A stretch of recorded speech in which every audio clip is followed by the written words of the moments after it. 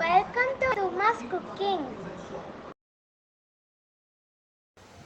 Hello, இன்றைக்கி வேர்க்கடலை பர்ஃபி பண்ண போகிறேன். அதுக்கு 1/2 கிலோ வேர்க்கடலை, இந்த டம்ளரில் 2 டம்ளர் வெல்லம், 1/2 டம்ளர் தண்ணி ஊற்றி வச்சுருக்கேன். அதுக்கப்புறமா துளியோண்டு சுக்கு பொடி, துளியோண்டு ஏலக்காய் பொடிங்க. பாகு எடுத்துகிட்டு பார்க்கலாம். வெல்லத்தை தண்ணி விட்டு கரைஞ்சதும் வடிகட்டி திரும்பவும் கொதிச்சிட்ருக்கேங்க. இது வெல்லம் இன்னும் கொஞ்சம் பாகு வரணும். இப்போது வெல்லம் எடுத்து அந்த தண்ணி எடுத்து போட்டதுக்கு அப்படியே பிரிஞ்சு போச்சு. அப்படியே விழும்போது முத்து மாதிரி விழணுங்க. அப்போ தான் இந்த வேர்க்கடலையில் போட்டு கலர முடியும். இந்த பாகு போகிறோங்க, இளம் பாகு இது. அப்படியே நிற்கிது பாருங்கள், தண்ணியில் கரையவே இல்லை. இப்போ இதில் ஒரு பிஞ்சு உப்பும் சேர்த்துருக்காங்க.